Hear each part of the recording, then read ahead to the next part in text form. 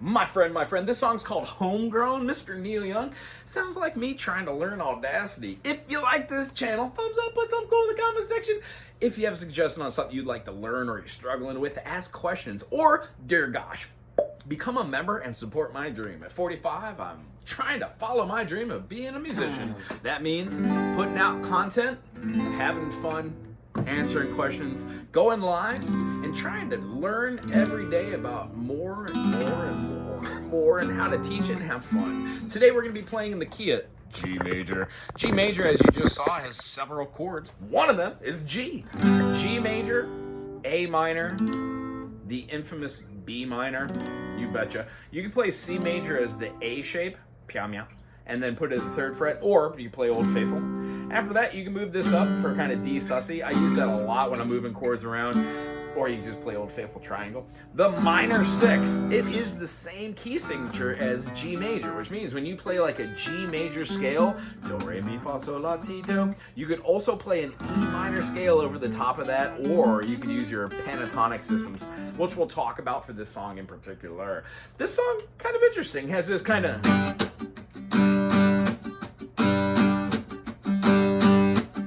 of the presidents of the United States, I think.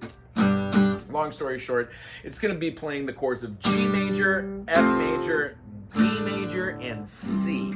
Pretty much staying with those classic 4 notes out of this chord, out of this key signature. The one thing I would like to show it as an observation, there was no F major in the key of G, which means when we play do, re, mi, fa, sol, la, ti, if we drop that back to ta, it gives us our F natural. Whilst playing that as a major chord, 1, 3, 5 with an F, A, C, opposed to an F, A flat C with a minor. Silky. Hey. When playing this chord, it just gives us our flat 7. That's what we call an in chord progression. So this chord progression is a 1 chord. We're going to be playing the flat 7, and then we're playing the dominant 5. That's a G, F, D. Other than that, it has more of a little rustic feel to it. And there is an alternate guitar in here. I think it's a dobro down tuned to an E, and then playing through. I don't know though. That's just what I hear, and I don't have mine out right now. So the whole idea is have fun with this. Make it your own. I'm going to show you what I would do over the top of this with a homegrown. It's alright with me. Homegrown is the way it should be. Homegrown is a good old thing. Plant that bell and let it ring.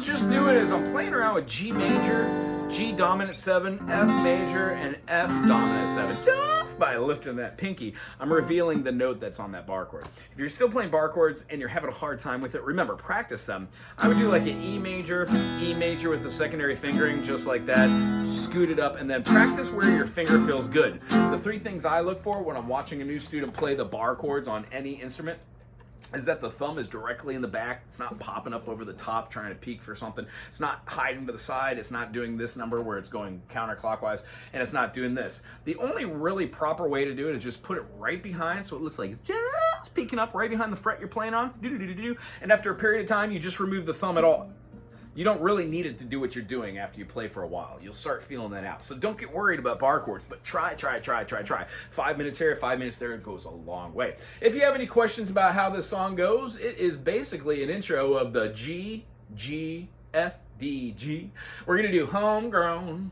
G has the F, D, and then it holds the G, and then G, and then has no chords. It just does a little rhythmic thing there. I would suggest there maybe playing like a 3, open, 1, 2, 3 on the D string, back to 2, up to the 3, and then hammer on your E to F. Ooh, little licks. Okay, when we do this song, we're gonna have a verse 1, goes to an instrumental, verse 2, goes to a chorus, chorus, chorus, chorus, chorus. So the only time you're really gonna hear homegrown is the thing I need, that F to D part, the 2 verses. Other than that, throw it in every once in a while when you're getting down in the groove. I'm going to show you a little way to play this on an outro, and then maybe how to end a song doing something odd. I don't know what I'm going to do. I'm just going to try and figure it out. Hope it's fun.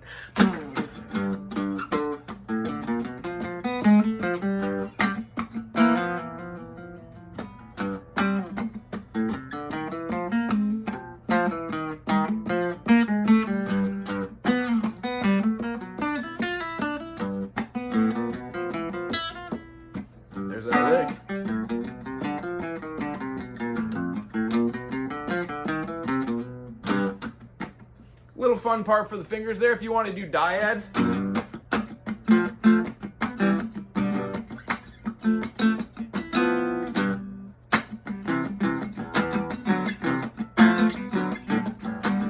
homegrown, so right with me. Homegrown is the way it should be. Maybe just a vocal cadence at the end. Get rid of the acoustic altogether and just do it a cappella. Anyway, if you enjoyed this as much as I did, thumbs up, put something cool in the comment section. Tell me what you would like to hear next. Let's do a how-to video. Aloha.